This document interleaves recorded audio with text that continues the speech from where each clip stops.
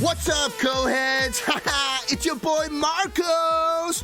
All of you adoring fans out there on Kwantum asked for it, and I'm here to please. So today, I'm going to introduce you to all of my house, Kuju. That's right, you'll finally get to meet the Crew! It's MTV's Cribs, but the M stands for Marcos! What? Right at the door, we got my man Belly. He's a brand new, top-of-the-line model, and I legit only use him as a doorbell. I am in hell. Jokes, Belly. Someone please help me. These here, these are the absolute dudes. They get me out of bed in the morning, very literally. 4 Kuju bodies as bed legs? Huh? They can raise and lower the bed, they can spin the bed, they can even heat it. Best part? I once left the vibrator on for 7 hours, and all of my internal organs shifted to the left. Hey, I'm streaming here. I'll buy your Thin Mints later. Sorry about that, dudes and lady dudes. Sparky is a vintage Kuju I got from one of Nicolas Cage's estate sales. Dude has money troubles. Not that I don't love him. Ghost Rider 7, a thing of beauty. Here's the thing about Sparky, though. Please, why won't you listen? Every tummy poke is agony. Jeeves! Get the door? Of course, young Master Marcos.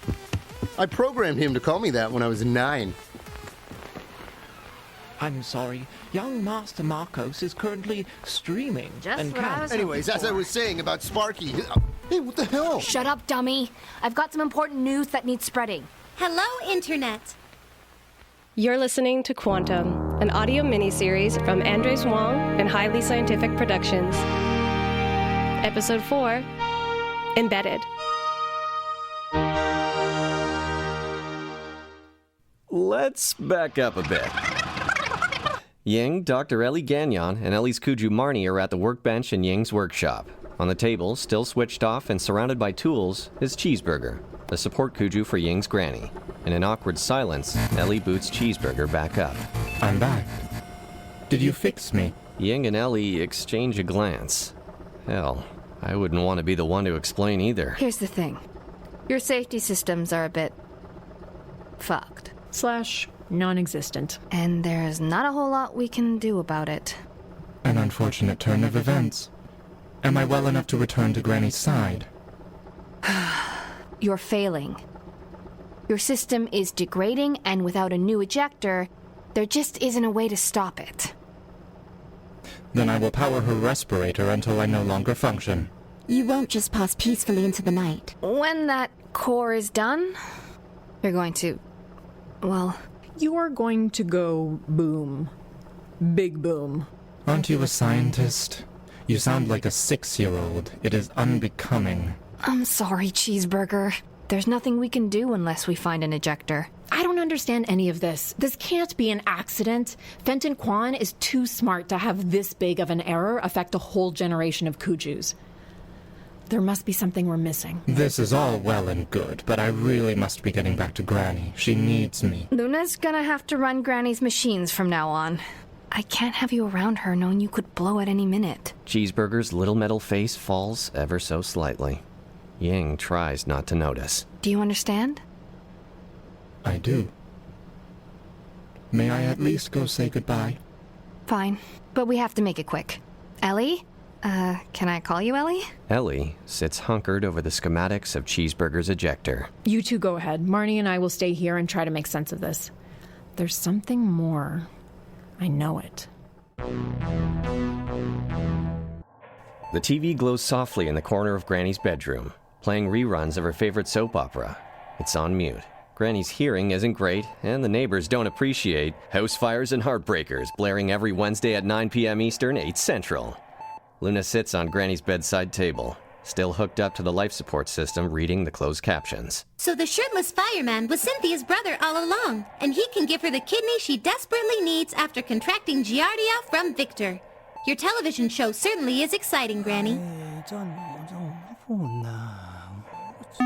Fun fact, I do not speak Mandarin. Anyone awake in here? Ying enters carrying Cheeseburger, and Granny perks right up. Cheeseburger hops out of Ying's arms onto the bed. Cuddle mode activated. Aww. You are still alive. I hope that Luna has been treating you well. She let you watch how many episodes? Ying, you're back. How did everything go? Things could be better. You brought back Cheeseburger. That's what is important. Now please get these wires out of me. I'll admit that I enjoyed Granny's smutty stories, but powering this machine is very unpleasant. About that. You're going to have to hang in there for the foreseeable future. Cheeseburger can't hook back up. You're kidding. Granny stirs at the news. She struggles to sit up while Cheeseburger sits dejectedly beside her. Ying keeps trying to ignore it. She sucks at ignoring it. It's true. My bill of health is anything but clean. I'm told that I will explode at any moment without a new ejector. I have come to say my goodbyes before I crawl off into the forest to die, or whatever it is real animals do. You can take being hooked up a bit longer. I suppose the passionate drama of Granny's fictional firefighters will help me ignore the terrible discomfort. I know this moves our timeline up a little. So, yes? Then it is settled. Cheeseburger and Granny share a pointed nod. With unexpected agility, Cheeseburger leaps across the bed. He slams into Luna and starts ripping out the wires linking her to the life support system.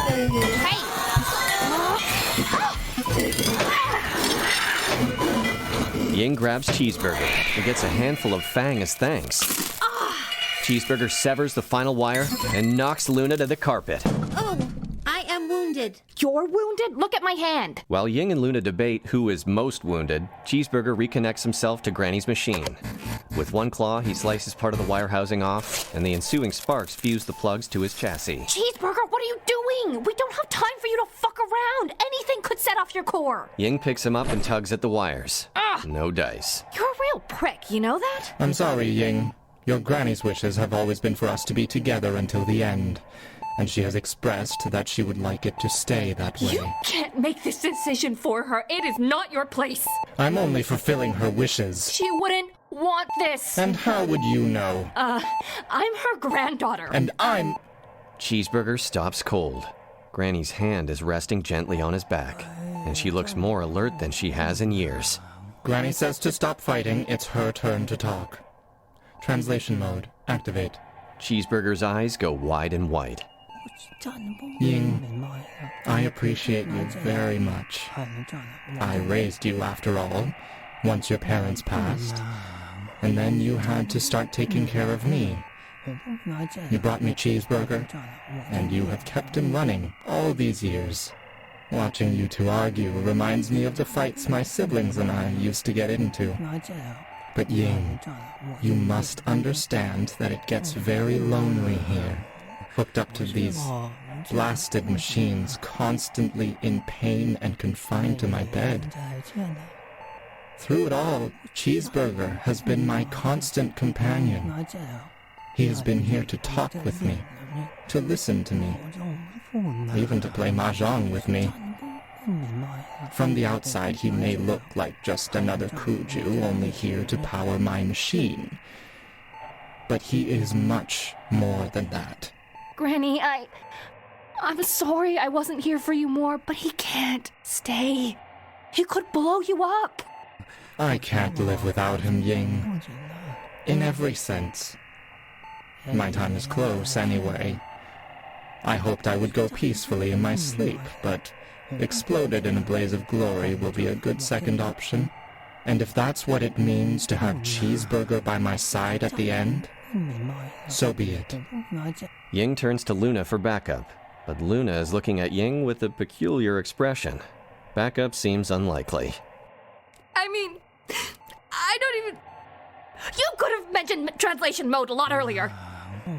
I understand, dear, but I haven't had a whole lot to say. I've just enjoyed watching you grow up.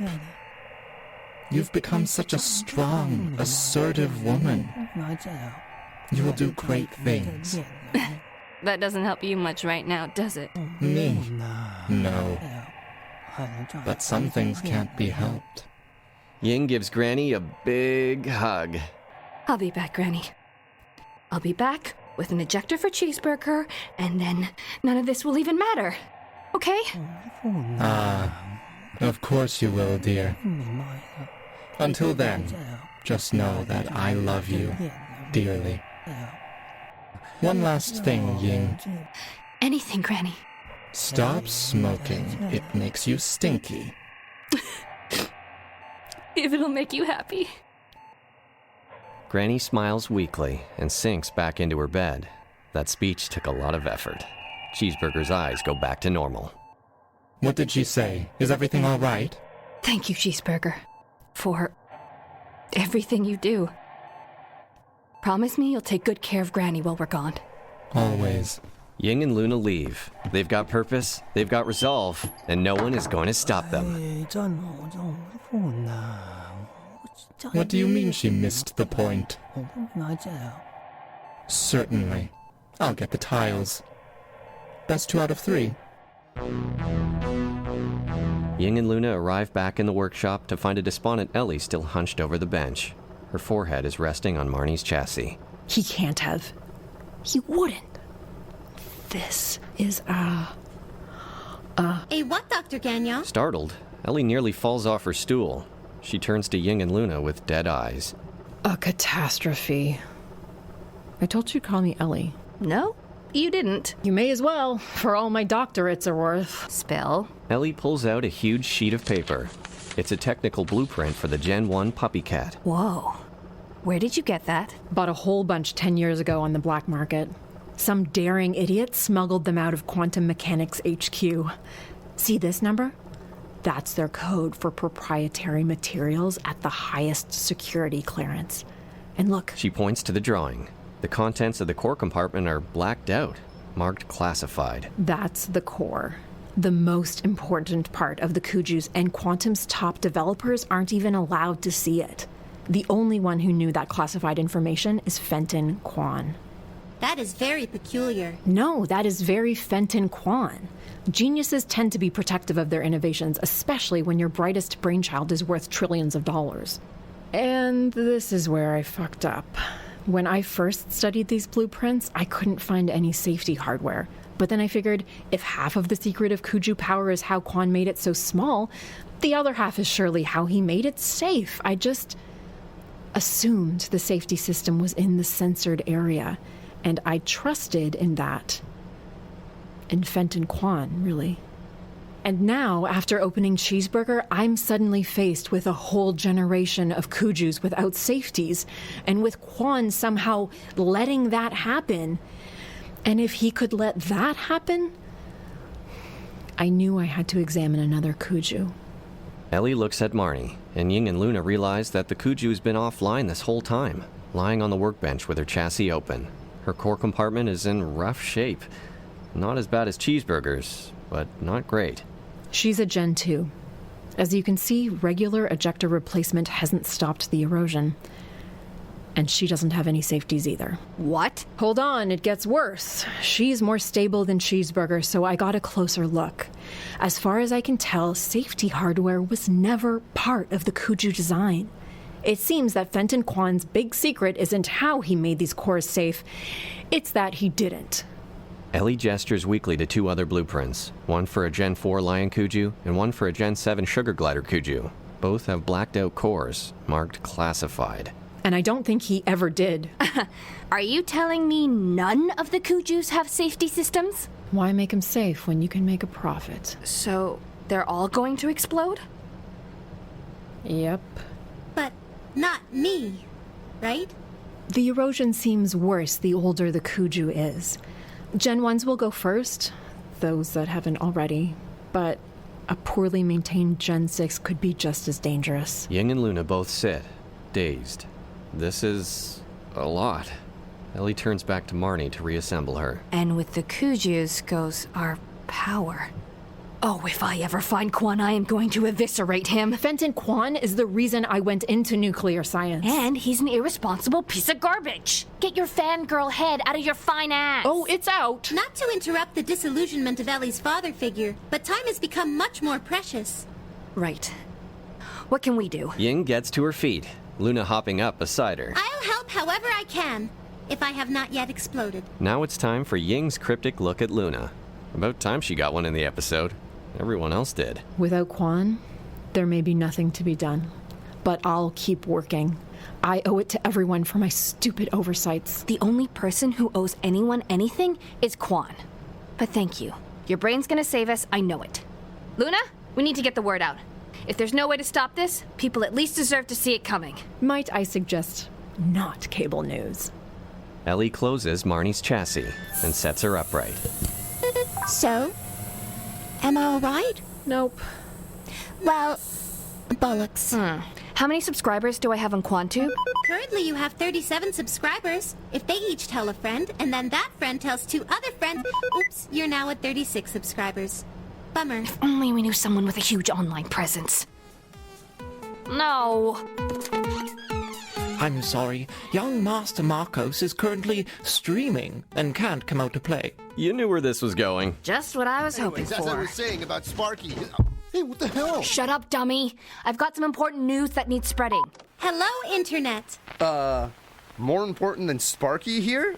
I was just trying to explain that he's one of the older Kujus around. Nick Cage is an early adopter, so he paid out of the nose for a beta Kuju. How cool is that? Are you kidding me? That's the exact reason I'm here. How many people are watching? Live and streaming to 20 million? 20 million people watch this trash? Jeez, this is what the world is coming to. Now is not the time for one of your "this is what the world is coming to" rants. Right. Hey, co-heads, y'all remember my super baby and devoted girlfriend, Ying? Hey! Ying grabs Marcos' camera and pushes him out of the way. Attention world. My name is Wu Ying, and I'm here to tell you that your Kujus are dangerous. Fenton Kwan knew it, and that's why he bailed. As the Kujus wear out, their cores will become unstable and explode. What? Look at Sparky here, man. He's been around since the beginning, and he's running just fine, thank you. Look. Marcos clicks a remote, and reliable old Sparky shoots a gout of flame out of his mouth, lighting a log in the fireplace. Nice. See? Fit as a fiddle. Huh. Wait, does anybody else smell burnt nougat? Your fiddle seems to be glowing. Sparky's undercarriage burns bright green. It's actually quite beautiful, if you can forget that it means he's about to go Chernobyl. Well, shit. I guess there's no better way to prove my point than an exhibition. This is what you can expect, world. Watch and learn. What do you mean? He's fine. He's too expensive not to be fine. Sparky, chill. Come on, dummy, we've got to go now. Ying grabs Marcos by the scruff of his neck, like a mother cat snatching a kitten. Marcos stops fighting, but manages to snatch Jeeves on his way out. 20 million Kwantum viewers across the globe watch helplessly as the glowing from Sparky grows in intensity. Luna's face suddenly dominates the screen. Thank you for watching, everyone. I hope you have a safe evening. Luna scurries off after Ying and Marcos, leaving poor Sparky behind. The glow now envelops his entire body. Waves of energy emanate from his old battered frame. As the glow reaches peak capacity, Sparky turns toward the camera. He has a captive audience. My name is Horatio. Tell my story.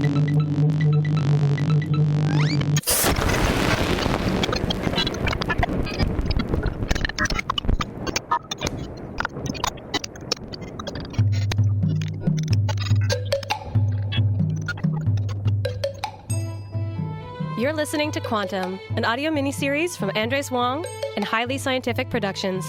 Episode 4, Embedded. Kwantum is created by Andres Wong. Episode 4, Embedded, written by Mitchell Rathgeb, with Becca Friesen, Kira Hall, Samuel Smith, and Andres Wong. Directed by Andres Wong.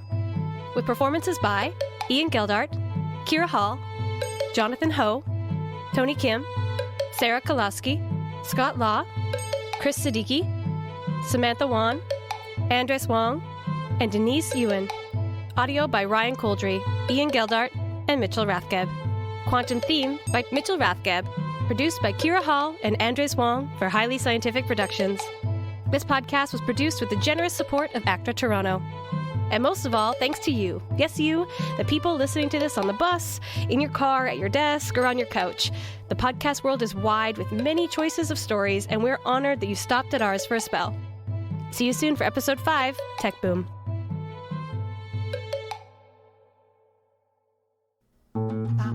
This podcast has been brought to you by the Sonar Network.